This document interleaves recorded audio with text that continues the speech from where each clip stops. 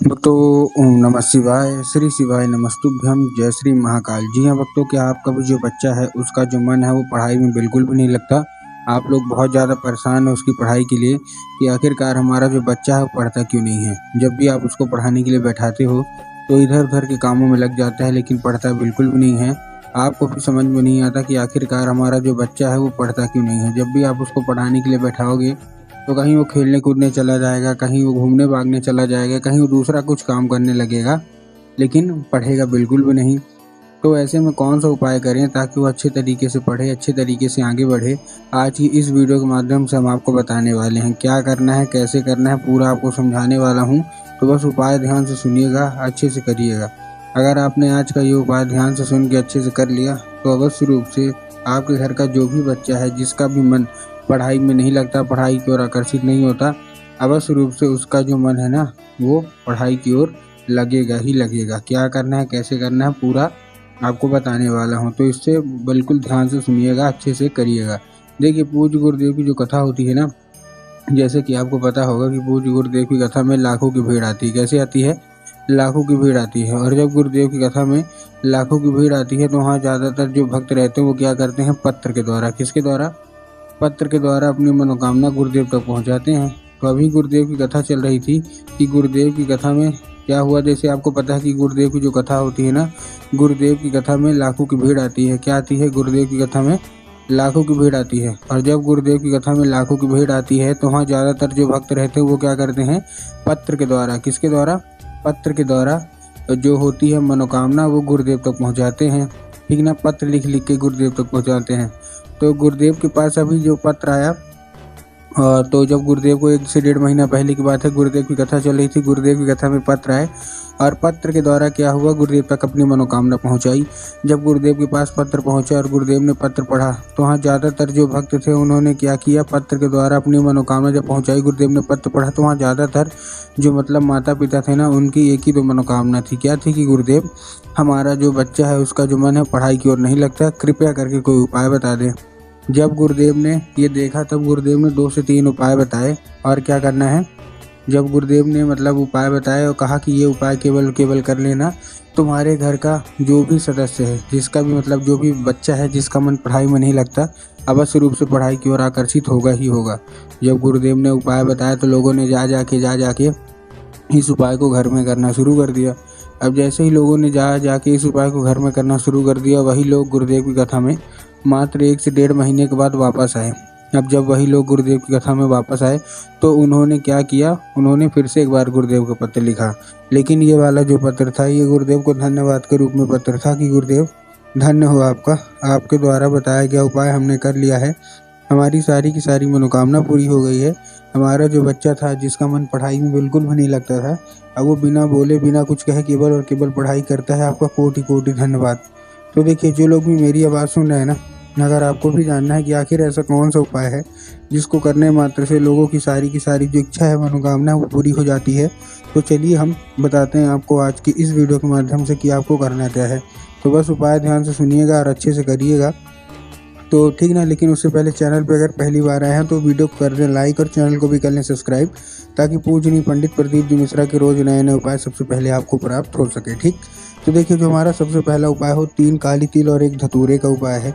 अब देखिए इसमें करना क्या है, आपको इसमें लेना है 3 काली तिल और 1 धतूरा। अब देखिए, काली तिल और काली मिर्च में ना बहुत सारे लोग कंफ्यूज भी होते हैं कि काली तिल लेना है कि काली मिर्च लेना है।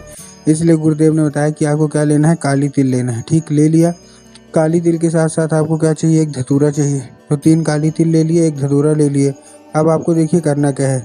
अब आपको क्या करना है? अपने बच्चे के हाथ में देकर उसको सीधा सीधा भेज देना है कहाँ? शिव मंदिर। अब जैसे ही शिव मंदिर पहुँचेगा, शिव मंदिर पहुँचने के बाद क्या करना है?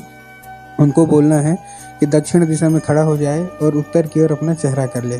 अब देखिए, दक्षिण और उत्तर में भी बहुत सारे लोग कंफ्यूज होते हैं कि दक्षिण क्या है, उत्तर क्या है, हमको थोड़ा साफ साफ बताओ। तब गुरुदेव ने साफ साफ बताया है कि आप जिस भी शिव मंदिर जा रहे हैं उस शिव मंदिर का जिधर साइड जलाधारी हो, आपको अपना चेहरा उधर साइड करके खड़े हो जाना है। ठीक, खड़े हो गए। खड़े होने के बाद आपको एक नाम लेके, कौन सा? महादेव का बहुत ही सुंदर सा नाम है, श्रम्भेश्वर महादेव।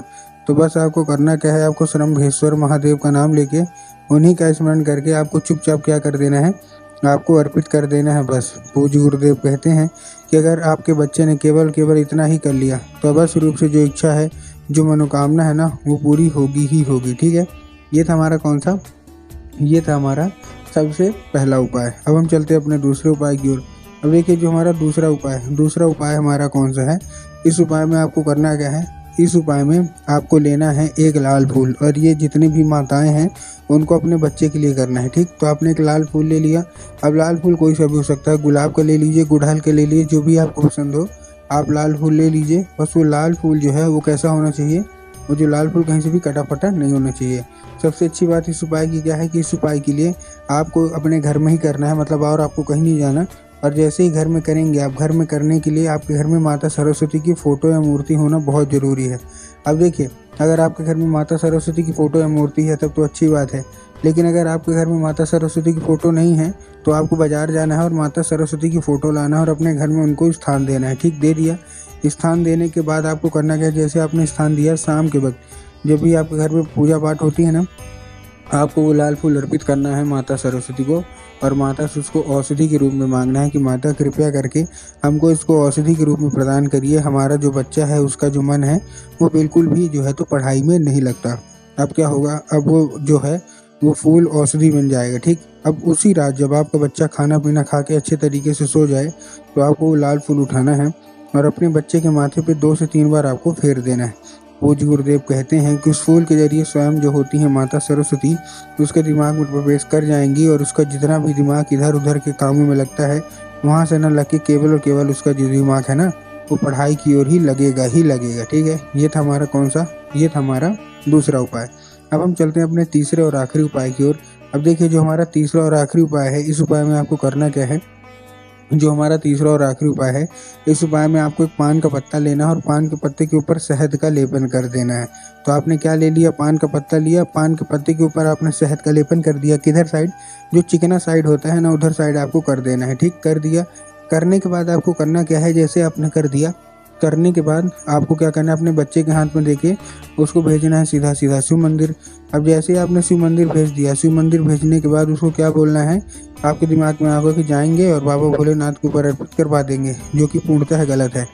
आपको बाबा भोलेनाथ के ऊपर अर्पित नहीं करवाना, आपको माता सुख सुंदरी के ऊपर अर्पित करवाना है। और देखिए जिसको पता है कि माता सुख सुंदरी की जगह कहाँ होती है उनका तो ठीक, लेकिन बहुत सारे ऐसे लोग हैं जिनको यही नहीं पता कि माता सुख सुंदरी की जगह होती कहाँ है। तब गुरुदेव ने बताया कि जो जलाधारी है, जलाधारी के बिल्कुल और बिल्कुल बीचों बीच उनकी जगह होती है। तो बस आपको क्या करना है, जलाधारी के बिल्कुल बीचों बीच वही पान का पत्ता आपको अर्पित करवा देना है कुंदकेश्वर महादेव का नाम लेके। पूज्य गुरुदेव कहते हैं मात्र एक बार ये करवाइए, आप खुद ही देखेंगे कि 1 से 1.5 महीने के अंदर सारी की सारी जो इच्छा मनोकामना है वो अवश्य रूप से पूरी होगी ही होगी।